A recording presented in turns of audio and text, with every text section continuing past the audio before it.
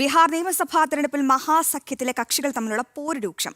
തർക്കം കൂടുതൽ മണ്ഡലങ്ങളിലേക്ക് വ്യാപിച്ചു. രണ്ടാം ഘട്ട വോട്ടെടുപ്പ് നടക്കുന്ന മണ്ഡലങ്ങളിലേക്ക് നാമനിർദ്ദേശ പത്രിക സമർപ്പിക്കാനുള്ള സമയം ഇന്ന് അവസാനിക്കും. 9 മണ്ഡലങ്ങളിൽ സഖ്യകക്ഷികൾ പിന്മാറാതെ നേർക്കുനേർ മത്സരിക്കുന്ന സ്ഥിതിയാണുള്ളത്. വിവരങ്ങളുമായി വീണ്ടും നന്ദഗോപൻ ചേരുന്നുണ്ട്. നന്ദഗോപൻ, ഒരു വശത്ത് NDA സഖ്യം പ്രചാരണ നടപടികളുമായി പൊടിപൊടിക്കുകയാണ്. അപ്പോഴും മഹാസഖ്യത്തിലെ കക്ഷികൾ തമ്മിലുള്ള പോര് രൂക്ഷമായി തുടരുന്നു. ഇന്നെങ്കിലും സമവായമാകുമോ?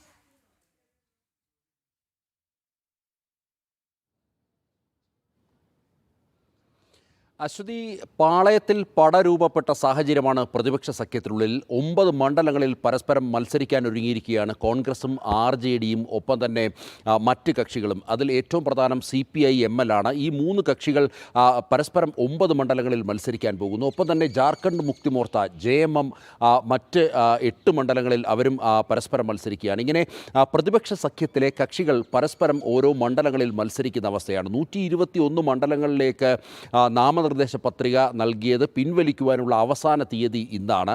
ഇന്നിപ്പോൾ സ്വാഭാവികമായും ഈ മണ്ഡലങ്ങളിലൊക്കെ തന്നെ ഒരു കക്ഷിയിലേക്ക് എത്തുക എന്നുള്ളത് അത് ഈ പ്രതിപക്ഷ സഖ്യത്തെ സംബന്ധിച്ചിടത്തോളം അത് വലിയ വെല്ലുവിളിയാണ്. പ്രത്യേകിച്ച് ഇന്നിപ്പോൾ ഇതുമായി ബന്ധപ്പെട്ട ചർച്ചകൾ ഇന്നിപ്പോൾ ഡൽഹി കേന്ദ്രീകരിച്ച് നടക്കുമെന്നുള്ളതാണ് അറിയാൻ കഴിയുന്നത്.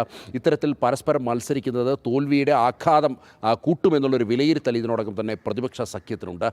അതുകൊണ്ട് തന്നെ ഇതുമായി ബന്ധപ്പെട്ട് ഏതെങ്കിലും തരത്തിലുള്ള ഒത്തുതീർപ്പിലേക്ക് കടക്കാൻ കഴിയുമോ എന്നത് സംബന്ധിച്ച് ചിന്തിക്കുവാനും ഇത് സംബന്ധിച്ച് ചർച്ച ചെയ്യുവാൻ വേണ്ടി ഇന്നിപ്പോൾ ഡൽഹിയിൽ പ്രത്യേക ചർച്ചകൾ നടക്കുന്നു എന്നുള്ളതാണ്. എനിക്ക് പിന്നിൽ കാണുന്ന RJDയുടെ കേന്ദ്ര കമ്മിറ്റി ഓഫീസിലും തിരക്കിട്ട ചർച്ചകളാണ്. പ്രത്യേകിച്ച് RJDയിൽ തന്നെ വലിയ രീതിയിലുള്ള ഭിന്നതകൾ നിലനിൽക്കുന്ന സാഹചര്യമാണ്. കഴിഞ്ഞ ദിവസം ലല്ലു പ്രസാദ് യാദവിൻ്റെ വീടിന് മുന്നിൽ അവിടെ സീറ്റ് നിഷേധിച്ച ഒരു മുതിർന്ന RJD നേതാവ് അദ്ദേഹം പൊട്ടിക്കരഞ്ഞുകൊണ്ട് ഈ ലല്ലുവിൻ്റെ വീടിന് മുന്നിലെത്തുകയും നിലത്ത് റോഡിൽ കിടന്ന് ഉരുളുന്ന ഒരു അവസ്ഥയുണ്ടായിരുന്നു. ഇത് സമൂഹ മാധ്യമങ്ങളിലൊക്കെ തന്നെ വലിയ രീതിയിൽ ചർച്ചയായി, അത് വൈറലായി എന്നുള്ളതാണ്. ഇത് മാത്രമല്ല, ഈ പല മണ്ഡലങ്ങളിലും സമാനമായ അവസ്ഥയാണ്. അതായത് RJD നേതൃത്വം പണം വാങ്ങിക്കൊണ്ടാണ് സീറ്റ് നൽകുന്നത് എന്നുള്ള ആക്ഷേപം ശക്തമായി തന്നെ നിലനിൽക്കുന്നു. കഴിഞ്ഞ ദിവസം ഏതാണ്ട് 2.7 കോടി രൂപ നൽകിയാണ് ഈ ബീഹാറിലെ ഹിജാബ് മണ്ഡലത്തിൽ ഈ സ്ഥാനാർത്ഥിയെ നിശ്ചയിച്ചത് എന്നുള്ളതാണ് പ്രധാനമായും ഉയർന്ന ആരോപണം. ഈ മറ്റ് മണ്ഡലങ്ങളിലും സമാനമായ ഒരു അവസ്ഥ തന്നെയാണ് നിലനിൽക്കുന്നത്. ഒപ്പം തന്നെ കോൺഗ്രസിനുള്ളിലും വലിയ രീതിയിലുള്ള പൊട്ടിത്തെറികൾ നിലനിൽക്കുന്ന സാഹചര്യമാണ്. നമുക്കറിയാം, കോൺഗ്രസിൻ്റെ സംസ്ഥാന അധ്യക്ഷൻ രാജേഷ് റാമിനെ എയർപോർട്ടിൽ വെച്ച് കോൺഗ്രസ് പ്രവർത്തകർ തന്നെ ആക്രമിക്കുന്ന സ്ഥിതി ഉണ്ടായിരുന്നു. കോൺഗ്രസിൻ്റെ മറ്റ് മുതിർന്ന നേതാക്കൾ, നിയമസഭാ കക്ഷി നേതാവിനടക്കം മർദ്ദനമേൽക്കുന്ന സാഹചര്യം ഉണ്ടായിരുന്നു. സീറ്റ് അർഹതപ്പെട്ടവർക്ക് നൽകുന്നില്ല എന്ന് ചൂണ്ടിക്കാണിച്ചുകൊണ്ടാണ്. മാത്രമല്ല, RJDക്ക് കോൺഗ്രസ് പൂർണ്ണമായും തലവെച്ചു കൊടുക്കുന്നു എന്നുള്ള ആക്ഷേപങ്ങളും ഈ കോൺഗ്രസ് പ്രവർത്തകരുടെ ഭാഗത്തു നിന്നുമുണ്ട്. അങ്ങനെയാണ് കോൺഗ്രസിൻ്റെ സംസ്ഥാന അധ്യക്ഷനെ തന്നെ പട്ന എയർപോർട്ടിൽ വെച്ച് മർദ്ദിക്കുവാൻ വേണ്ടി കോൺഗ്രസ് പ്രവർത്തകർ തുനിഞ്ഞത്.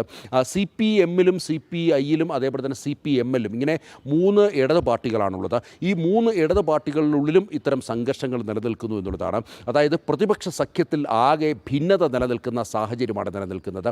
ഒരു മണ്ഡലത്തിൽ പോലും കൃത്യമായ രീതിയിലുള്ള ഒരു പ്രചരണവുമായി മുന്നോട്ട് പോകാൻ ഈ പ്രതിപക്ഷ സഖ്യത്തിന് സാധിക്കുന്നില്ല എന്നുള്ളതാണ് യാഥാർത്ഥ്യം. അതേസമയം NDA നേരെ തിരിച്ചാണ്.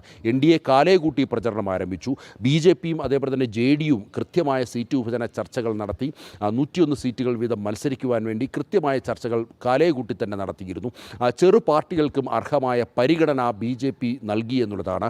BJPയുടെ കേന്ദ്ര നേതാക്കൾ ഇതിനോടകം തന്നെ ബീഹാറിൽ പ്രചരണം ആരംഭിച്ചു കഴിഞ്ഞു. പ്രധാനമന്ത്രി 24-ാം തീയതി ഒരു റാലിയിൽ പങ്കെടുക്കും. അതിനുശേഷം അദ്ദേഹം 29-ാം തീയതി മറ്റൊരു റാലിയിലും പങ്കെടുക്കും.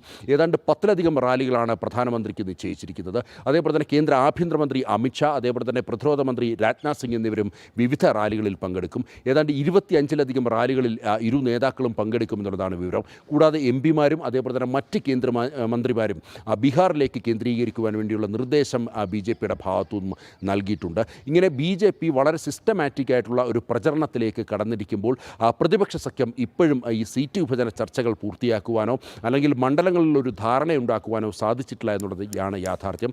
ഇത് രാഷ്ട്രീയ നിരീക്ഷകർ ചൂണ്ടിക്കാണിക്കുന്നത് സ്വാഭാവികമായും പ്രതിപക്ഷ സഖ്യത്തിന് വലിയ വീഴ്ച അവിടെ ഉണ്ടാകും, ബീഹാറിൽ ഉണ്ടാകുമെന്നുള്ള കാര്യത്തിൽ തർക്കമില്ല. തർക്കമില്ല. ഈ രാഹുൽ നടത്തിയ വോട്ടുചോരി യാത്രയൊന്നും ഒരു തരത്തിലും ജനങ്ങൾക്ക് അത് ബോധ്യപ്പെട്ടില്ല എന്നുള്ളതാണ്. അതേസമയം തന്നെ ഈ വോട്ടുചോരി യാത്ര വലിയ വിപ്ലവം സൃഷ്ടിച്ചു എന്നുള്ളത് പല മലയാള മാധ്യമങ്ങളടക്കം സംപ്രേഷണം ചെയ്തിട്ടുണ്ടായിരുന്നു അത്തരം വാർത്തകൾ എന്നുള്ളതാണ്. എന്നാൽ അതിലൊന്നും യാതൊരുവിധ യാഥാർത്ഥ്യങ്ങളുമില്ല. വോട്ടുചോരി യാത്ര 1% പോലും ജനങ്ങളുടെ മനസ്സിനെ സ്പർശിച്ചിട്ടില്ല എന്നുള്ളതാണ് യാഥാർത്ഥ്യം. അതുകൊണ്ട് തന്നെയാണ് RJD ശരി, തന്നെ നന്ദഗോപനാണ് കോൺഗ്രസിനോട് വിശദ വിവരങ്ങൾ നൽകിയത്.